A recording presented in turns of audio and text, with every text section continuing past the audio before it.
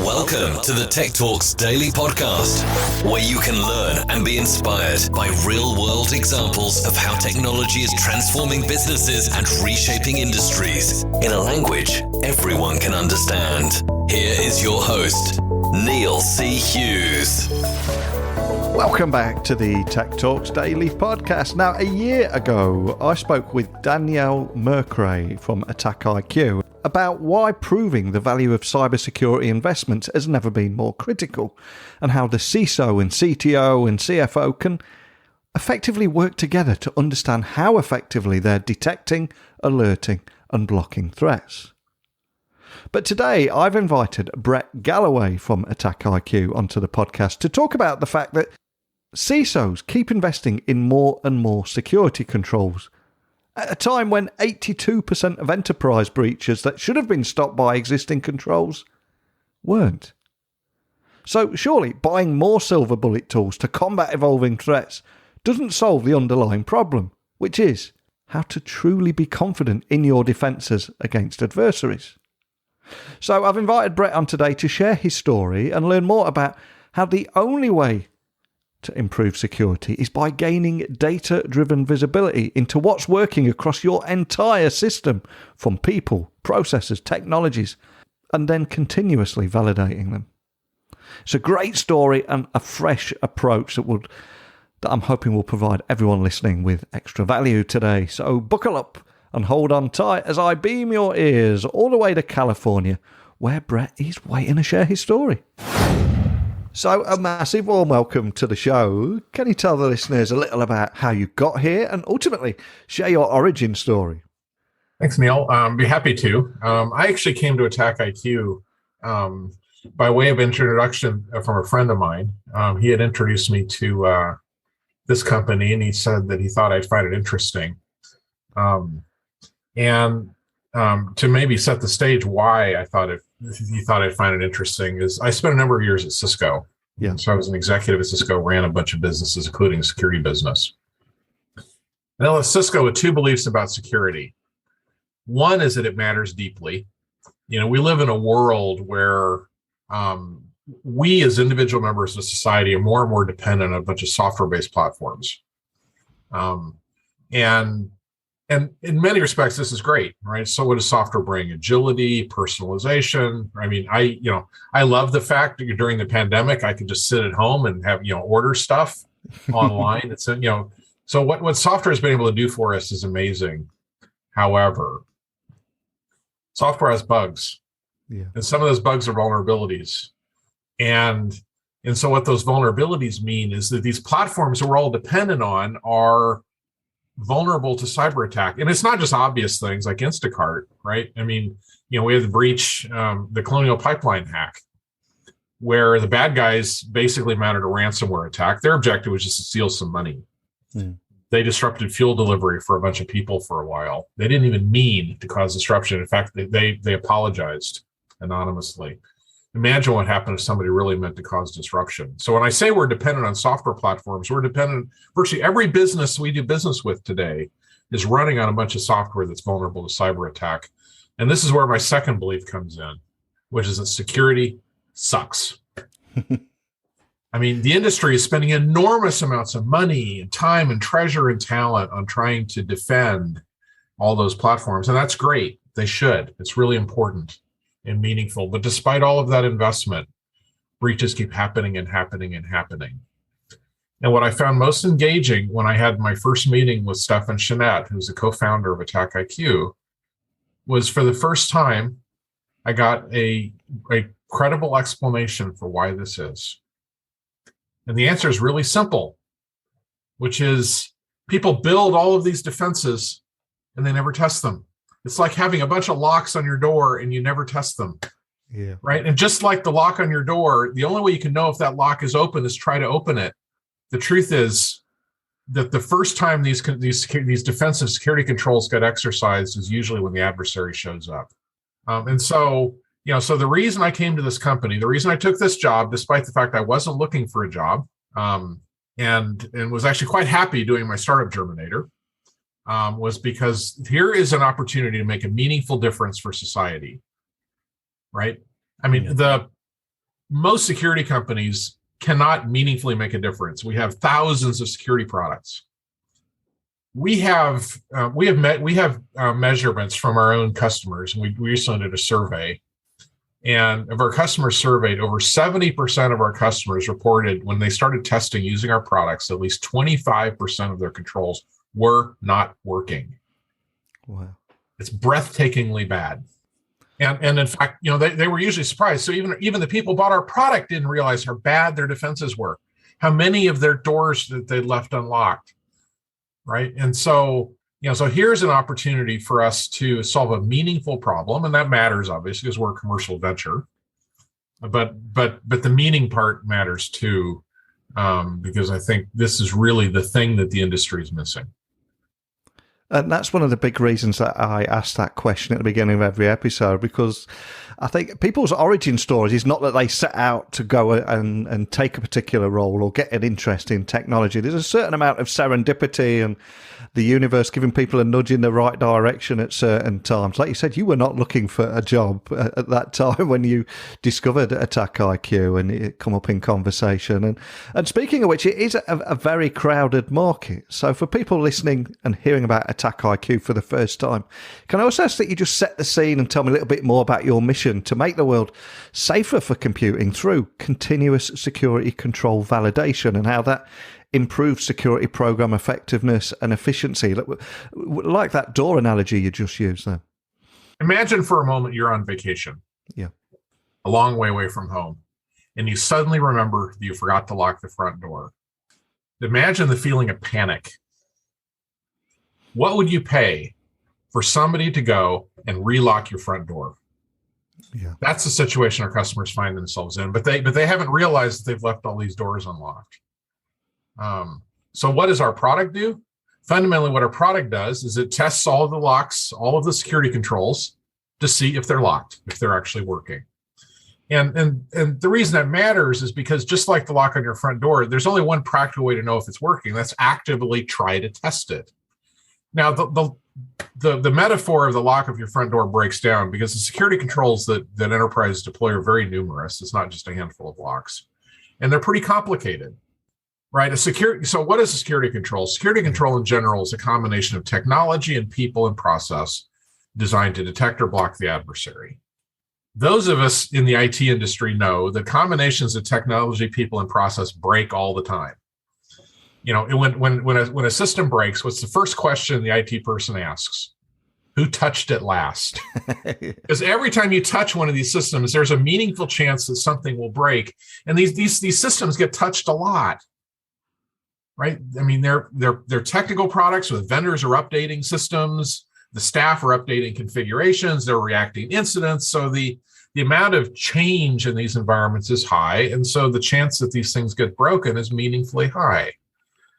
The problem is they forgot to test them. We're a software company. Before we ship software, we test it a lot. But our customers, unfortunately, deploy these products and they don't test them. And they're fooled. They're not fools, but they're fooled by the fact that, or they're used to the fact that most IT systems, when they fail obviously, right? So, for example, I told you I was a couple minutes late for our Zoom call today because I couldn't make the link work. Well, I got feedback immediately and I took action, right? And so what AttackIQ does, it provides this missing feedback loop, because the problem with security controls is you don't know that they're broken.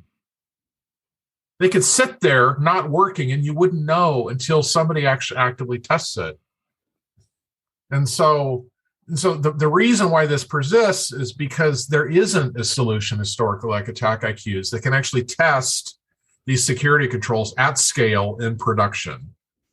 And one of the reasons I invited you on the podcast today was to simply ask you the question, why do CISOs keep investing in more and more security controls when 82% of enterprise breaches that existing controls should have stopped weren't? So it kind of reminds me of the Einstein theory of insanity, where if you keep doing the same thing but expecting different results. So why do you think this is? That's a good question. I mean, I think there are two reasons why people keep investing in controls. One is a good reason, which is if you rewind the clock to 15 years ago, or even, I left Cisco 11 years ago, most of the customers that I knew did not have professional security programs. Their security program consisted of some firewalls and antivirus software on their endpoints.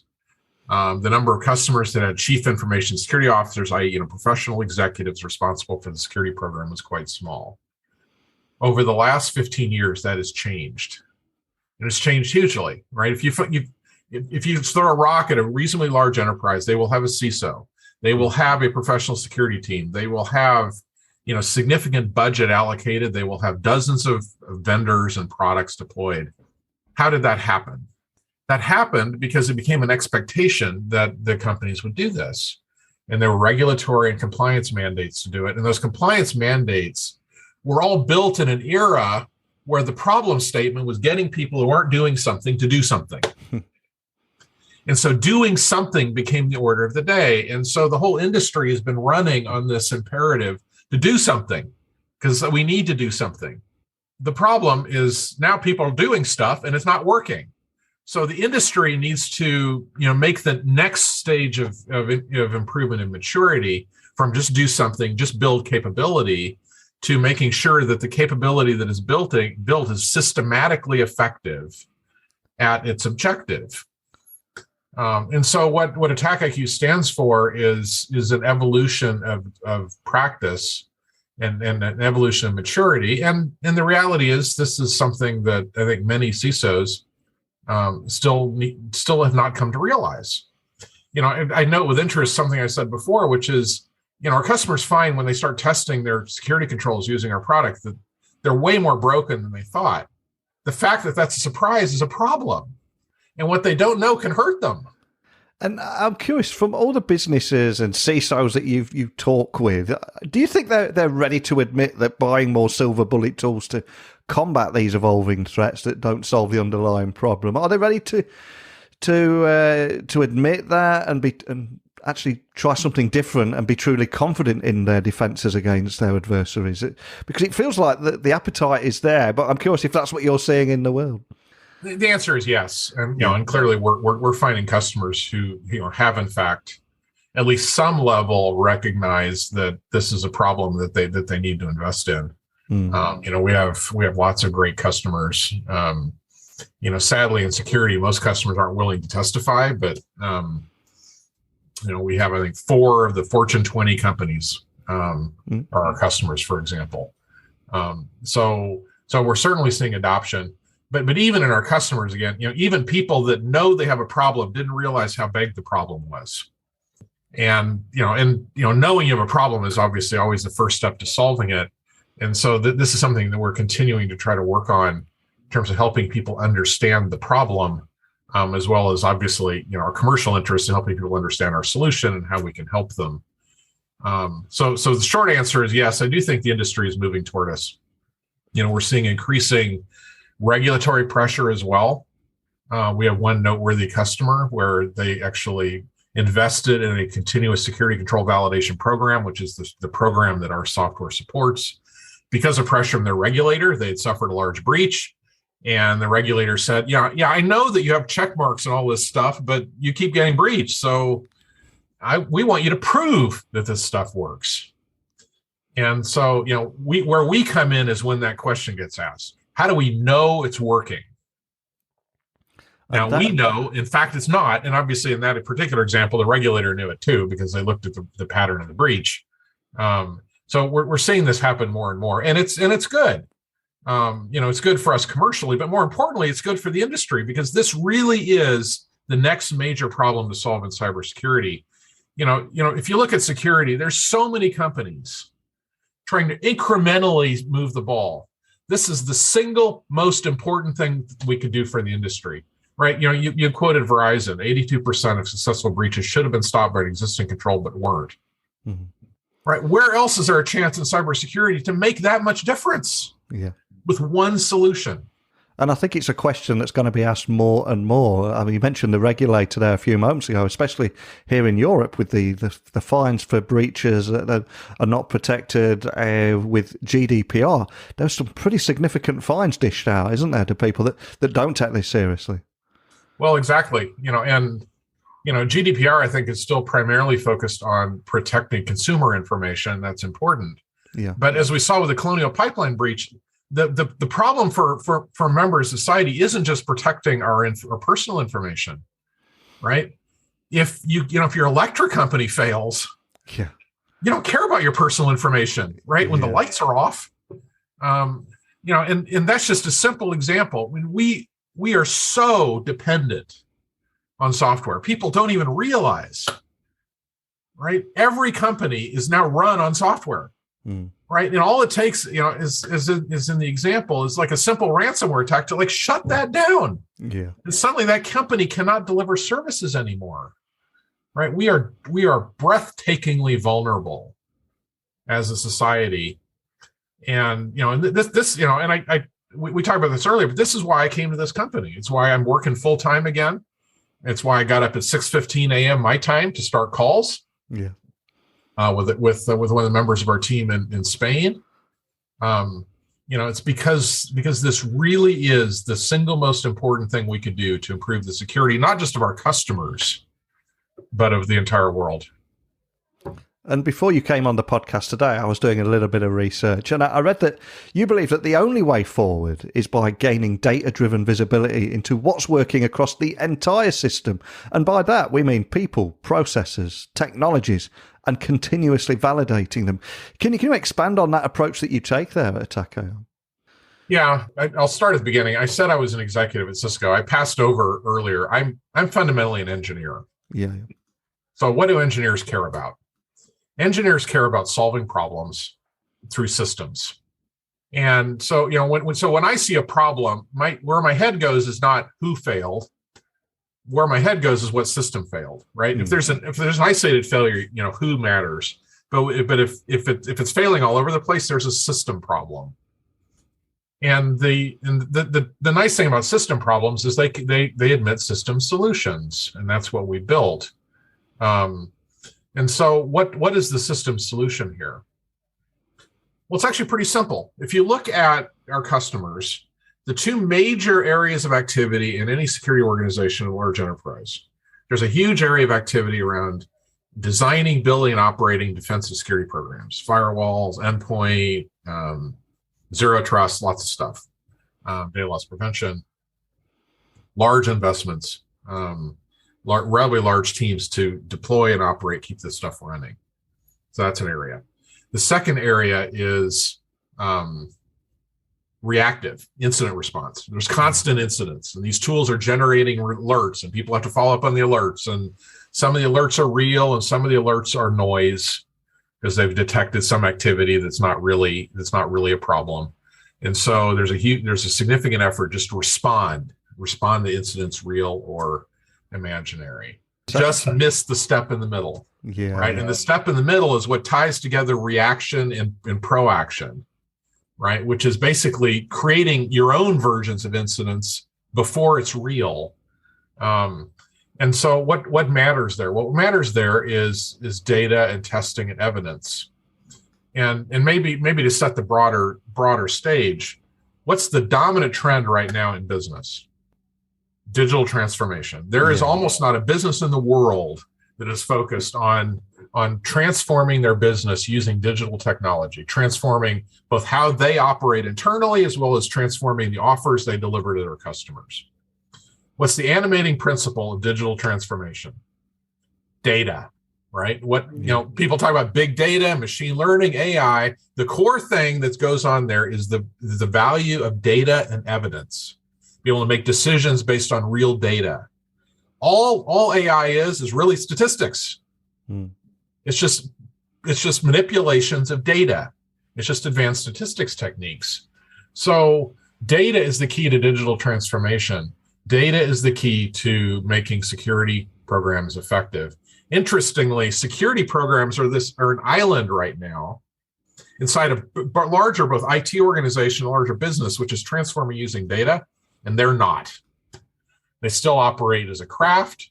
They still operate using human operations based on human intuition. And we know for a fact that this is not the way to optimize your operations. So much as all of business is transforming using data, we believe the security organizations need to transform how they operate using data as well. And the most important data that a security program can generate is the effectiveness of their security program. Such a fascinating concept and approach. It makes so much sense. And as you said, we've got those locked doors, but nobody ever tests them, and we don't react until the problem arrives at the door. So why are we not creating these scenarios before they come real? So on that side of things, on automating adversarial emulation, can you tell me how organizations can build a defense in-depth strategy to stop these intruders from breaching their applications, networks and clouds before it actually becomes a problem? Because, like you say, that's where the magic is happening, isn't it? Exactly. And, it's a great question. And maybe to answer it, I'll answer it in two parts. Generally speaking, the way attacks work is the attack is a campaign. Mm-hmm. So 90% of attacks start with the intruder compromising some device. Usually the device they compromised isn't their objective. It's just the way in. They found an unlocked door. Now enterprises know this. And in fact, what enterprises do is they build a defense in depth. So they basically build a series of locks. This is again where the locked door metaphor starts to fail. Because the truth is the enterprise has so many doors that people are going to find their way in. So it turns out, what people build is they build a series, sort of a concentric layer of defenses, because any one of those might fail, people might get past it. And so people call this defense in depth. The truth is that, frequently when an attacker actually accomplishes some objective, maybe stealing social security information, mounting a ransomware attack, they've actually been in the environment for a while. And so the cost of a breach increases quite markedly with the dwell time of the attack, how long they've been in. So there's a huge incentive for organizations to be able to detect intruders.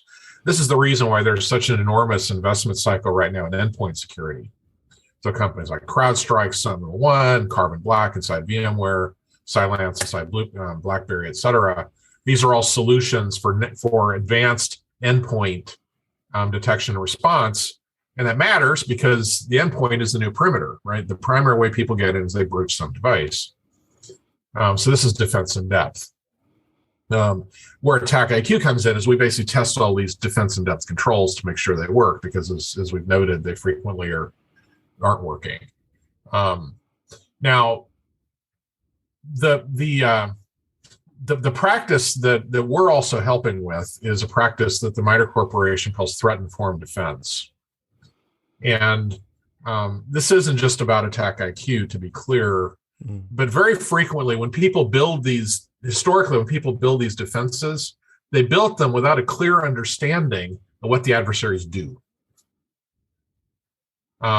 And it'd be like trying to, design the defenses on an aircraft carrier without a detailed understanding of the various munitions that are going to come at you. Yeah. It'd be very, very hard to do that, right? In fact, kind of impossible.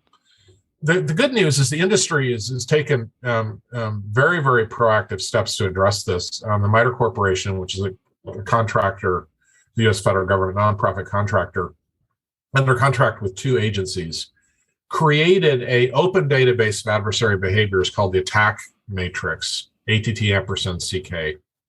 This is probably overly technical, but it's really important because for the first time, it basically gave enterprise security teams the ability to say, okay, here's what adversaries do. And why does that matter? Well, that matters because if you know what adversaries do, you can actually define a defense that's oriented around attacker behavior. And so MITRE Corporation calls this threat-informed defense. The military's done this forever, right? The fact that this is a new concept in security is interesting, but it's an important and valuable concept. And we as a vendor are incredibly supportive of this. We are founding members of MITRE's Center for Threat-Informed Defense, which is a research organization created by MITRE to further develop the attack database and these practices, and we view that as an investment in public interest, in part, because the research being generated there is not proprietary to us; it's the research that's open to the public. But the relevance to us as a vendor is that if you're now an enterprise security team and you're using MITRE ATT&CK to build a threat-informed defense, right? Because you understand the adversary landscape, you understand what those adversaries are likely to do, you put in place defensive controls to detect or block those adversary behaviors. We're the last step. It's like verify that actually worked. Mm. So in some sense, AttackIQ completes the mission of our customers toward a threat-informed defense. And I'm curious, as someone that's working right in the heart of all this, the conversations that you're having and the insights that you're gaining, what would you say are the top 3 security pain points that you're seeing across the landscape at the moment? Is there anything that particularly stands out? Yeah, I think certainly the 3 pain points that we hear from our customers. The first is sort of just tool sprawl. Yeah. For all that our customers continue investing in tools, I think they're increasingly weary of just getting more tools. Every tool you buy costs money, and it doesn't just cost money to acquire, right? And the real investment is the investment in people and time in order to operate these products successfully. I think tool sprawl is a pain point. I think a second pain point is the people problem. Yeah. It is always hard to hire talent in security. It's gotten harder. It's hard to hire. It's even harder to retain. The level of activity is super high, so burnout is a problem. So creating an effective, engaged organization that's up to the task is hard. And I think the third pain point is increasingly sharp questions from the business, regulators, et cetera, saying, yeah, dude, I know you're doing all of this, but are we good? And if we're not, what do we need to do to be good? And not being able to answer those questions is really, really painful. And the great news is, our customers care deeply about security. They really do, right? They understand. They understand probably better than anybody else in the business how bad the threats are, how important the risks are, how terrible the impacts could be if there were a major cyber attack, not just for themselves personally, but for their entire organizations, right? And so these pain points matter because they get in the way of being able to deal with those risks effectively. And certainly, we have a point of view that our product helps with all of those, right? Clearly, tool sprawl, is much more understandable if you can put it in the context of adversary behavior and you can really validate the value that these products are providing. The way to deal with burnout is to reduce the volume of incidents. The way to deal with too much dependence on people is automation. Mm-hmm. Right? Again, not new concepts, but difficult to accomplish historically in security. And I think enabled by a lot of the practices we've talked about, as well as by solutions like AttackIQs. And then obviously, the fundamental challenge is, if I'm a CISO, how do I know that I'm doing a good job? Because I want to do a good job. Yeah. I want to protect the organization. And too frequently, there's no way to know. And, and certainly, my belief is that the best thing you can do in a startup is never to fall in love with your product. Yeah. Fall in love with your customer and the durable problem that you can solve. And the durable problem that we can solve for chief information security officers is knowing that they're doing a good job. Right. That means two things. It means identifying places where they're not and providing information and evidence and data to help you fix it, and then be able to document the fact that at the end of that the organization is well protected. And I think so much of what you said will resonate with people all over the world thinking, we're not on our own with these problems. In particular, we're on about the business there and the regulators saying, hey, are we good here? They've got very little interest in what's happening under the hood. But I've got to ask, what makes you hopeful about the future of security? Is it that shift from a reactive to a proactive approach and testing before things become a problem, or is it something else? Yeah. So, so I'm an engineer, right? So, I don't mind problems, right? Because identifying a problem is the first step to having a solution. Yeah. So, I said at the outset that I took this job because I believe security sucks. Going into my first conversation with Stefan, I just figured it was just a chronic problem, an unsolvable problem. And there are a lot of, very hard to solve problems in society. This is not one of them. This is one we actually can solve. I truly believe that this, what we're doing isn't the solution to the problem. The solution to the problem is all of this stuff working together, all the vendors, all the people. But I do believe that there's just this missing link. There's the old aphorism, for one of a nail, the war was lost. For one of a nail, the rider was lost. For one of a rider, the battle was lost. For one of a battle, the war was lost. This is just the nail. Yeah. And I believe we can supply the nail, that we can make a huge difference. And that actually brings me incredible hope. I mean, it's the reason I got up today at 6:15 a.m. because what we do matters. So what's next for you and AttackIQ? Where do you go from here? And what's your big focus? I appreciate you probably can't share too much, but is there anything you can share about the road ahead? I actually just had an all-hands meeting with our engineering team yesterday, so I talked about this literally. And the answer is pretty simple. At some level, we're lucky, because we have a huge problem, very high value for our customers to solve.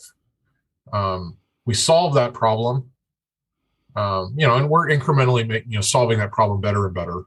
I believe can be the most important security vendor in the world. So how do we get there? Yeah. Well, fundamentally, it's pretty simple. Right? We improve the scope and quality of our testing, and we improve the value of the insights and actionability of our results. That's it. Now, we have very specific, engineering and product initiatives that we prioritize in order to accomplish that, and we'll do more of those over time. But, I'm lucky in the sense that, I truly believe we can build a multi-billion-dollar revenue business just doing those two things better and better and better over time. And so, this isn't the case where I need to imagine a product portfolio that makes this incredibly valuable and important company. All we have to do is to do those things and accomplish our mission. Now, accomplishing our mission requires we do that at scale with lots of customers. So, so the irony, and I even made this claim when I raised our last round of financing last year, is that what AttackIQ represents a blue ocean opportunity in the sense that this is such a large problem. And we have such a powerful advantage as a company to solve this problem by the fact that we actually generate the core evidence necessary to accomplish it, that all that really remains is just to accomplish it. Well, I cannot thank you enough for taking the time to come on here and share your story and the great work and alternative approach that you're using at AttackIQ. But as I said, you have been on an incredible journey. So I'm now going to ask you to leave everyone listening with a personal note of inspiration. So someone that's an engineer at heart and has been on this incredible journey in tech. Is there a particular book that you may have read along the way that has inspired you that we can add to our Amazon wish list and other people can check that out? Is there anything that springs to mind there? It's a good question. There is actually. I'm an engineer. One of the more painful lessons for me as an engineer was realizing that what really matters is sales and marketing. That's true at an individual level, right? Sort of how you market and package yourself matters in terms of your own career. Great products alone don't win. What wins are great products that are sold, marketed, and sold effectively. And so, one of the things that was particularly inspiring for me early in my career was actually a business book. The book is Positioning the Battle for Your Mind. It's a book about marketing. And it is probably my favorite business book of all time. It is certainly my favorite marketing book, and it's really thin too. It's really straightforward. and it's really simple and it's really engaging. And everything that I know about marketing, I learned from that book. And again, marketing isn't just a company thing. Marketing is fundamentally, how you sort of communicate the value of something. And I've used those lessons, personally. I've used those lessons. My wife and I do, philanthropic work. I've used these lessons with, various charities we work with, in terms of, how do they think about marketing the thing they're doing. So for your listeners who have not actually checked out the book, I would heartily recommend it. So the book is Positioning the Battle for Your Mind by Reese and Trout, two co-authors. Awesome. Well, I'll get that added to our Amazon wish list. I'd love people to check that out and let me know, feedback to me what they thought of that. And more than anything, though, before I let you go, what's the best way for people to find out more information about anything that we talked about today about AttackIQ? If maybe they want to contact your team, if they've got any additional questions or anything, what's the best starting point for everything? I mean, the obvious starting point is our website. There are, various links on the website. We host free demos. Those are available on the website. There's certainly, calls to action on the website to get more information about various topics. You can go through our website to find also in turn to find information from MITRE, the MITRE Center for Threat Informed Defense. That's also an interesting body of information. Another important resource that's available, also linked to our website, is AttackIQ Academy. Starting 2.5 years ago, we launched AttackIQ Academy, which is sort of free, snackable content on topics of interest to our customers. Don't think of this as training on our product. This is sort of industry level, and it's another significant investment we're making in the public good. We've had enormous numbers of students go through it with very, very high satisfaction scores, which we do measure. So that if you're interested in our products, that's awesome. If you're not, we make available AttackIQ Academy as well. Oftentimes security training is really expensive, and it's often pretty tedious. And we got high marks, in topics, like MITRE ATT&CK is a significant topic. Another topic is purple teaming, which is an area of significant interest to our customers. We have deep domain experience on these things, and like to make that information available to people. And so all of this can be found on our website, to answer your question, www.attackiq.com. Awesome. And I hope people check that out, in particular the Academy information there, because I think any form of education around the industry is so important right now. And you have been on an incredible journey. I cannot thank you enough for sharing your story, and also the different solution, and how actually empowering businesses to be able to confidently, or empower CISOs to confidently report to their boards, auditors and leadership teams on the strength of their security posture. It's all very well having all the right tools in place, but being able to prove it is something else entirely. So thank you so much for sharing that with me today. Well, thank you. I've enjoyed the conversation. Thank you, Neil. So many big takeaways there about automating adversarial emulation. Organizations can build a comprehensive defense in-depth strategy to stop intruders from breaching their application networks and clouds, but do all that before it happens in the real world. But that was my big takeaway. What about yourselves? Please let me know. Email me now, techblogwriter@outlook.com, Twitter, Instagram, LinkedIn, @NeilC.Hughes. And let's keep this conversation going. But we've reached the end of today's episode, which means, yes, you know the drill by now. It's time for me to spin the wheel of fortune, which will determine what topic we're going to discuss tomorrow. Today was all about cybersecurity and that fresh approach to the industry. Tomorrow, well, you'll have to join me again to find out exactly where the wheel stopped and what tomorrow's topic will be. But thank you so much for listening as always, and until next time, don't be a stranger. Thank you for listening to the Tech Talks Daily Podcast with Neil C. Hughes. Remember, technology works best when it brings people together.